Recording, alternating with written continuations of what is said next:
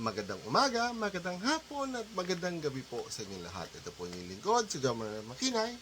And today, we'll be reviewing the Honey Badger. This one is, I forgot the brand for this unit. I bought this from Time First for a friend of mine. Link in the description. This is a version 2 type gearbox, which is somewhat different from the units that you usually buy from the market. Usually it's either Gen 8 version or version 2 types, which is more or less airsoft compatible. For this one, this is a version 2 type. There's very few differences from a Simon gearbox, which is make it a little bit better for me. Because if it's version 2, there'll be lots of parts compatible with it, especially for the airsoft market. Okay. This uses a 480 motor, 480 long, which is improvement already, because most cheap gel blasters comes with a 460 mid, which makes it a little bit harder to find, not a replacement, yes, an upgrade part. Since it's not very common. The 460 long, 480 long is quite well known in the airsoft community, so there's many competing brands, so there's lots of options. This also uses a standard Gen 8 magazine. Notch, you can see the notch here, which again makes it more choices for the magazines. Like Ramag. I think this is from a JS. So it's nice. It also have a blowback function here that goes back and forth when you're firing. Again, for me, I do not like the blowback. It adds additional vibration. It also has a retractable stock, which is cute. Okay. There's no stopper if you keep pressing it, so if you press it, it will fall down.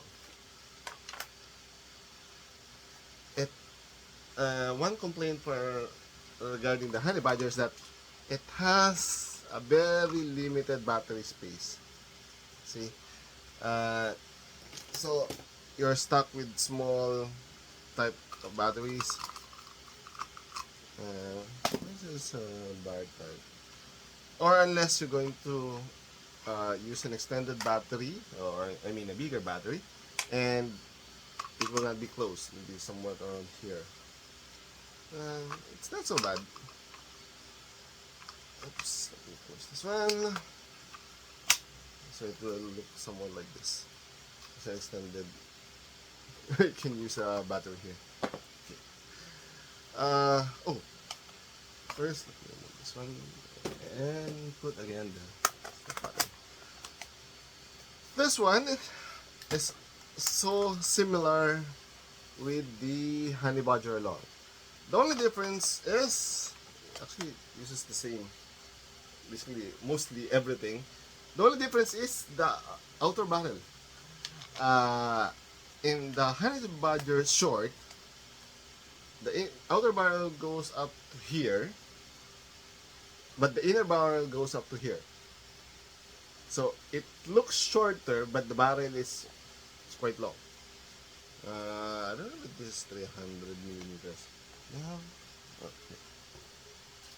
Barrel for this one is around 270, 280, 280 centimeters, which is quite long.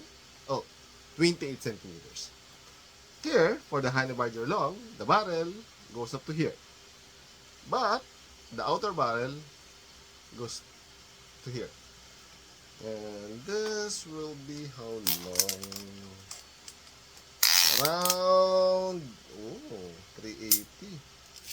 So this needs a Type 0. Oh.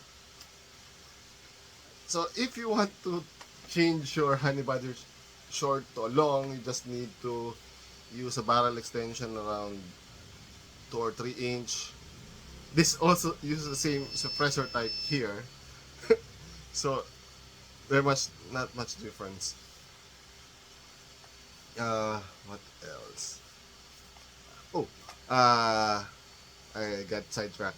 This also has a metal gears, metal two piston body, uh, somewhat good cylinder head and nozzle.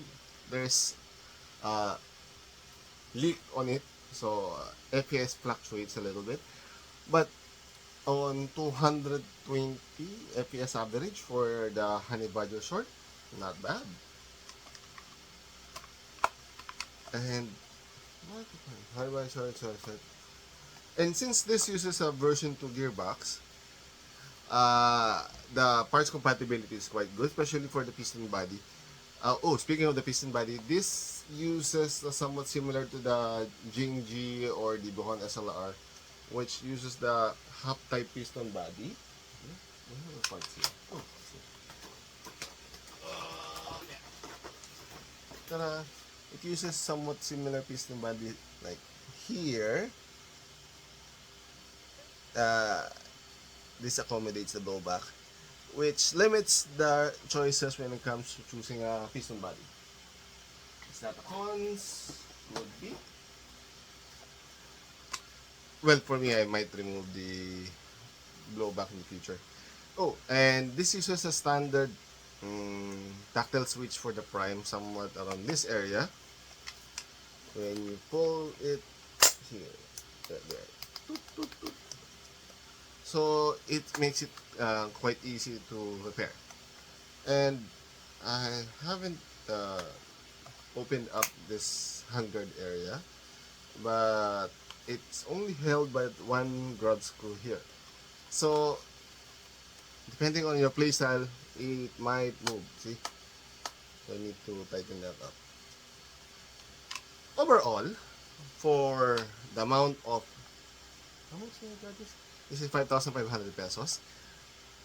And considering the upgrade parts, mag compatibility, and the overall looks, it's a good buy. Actually, it's a really good buy.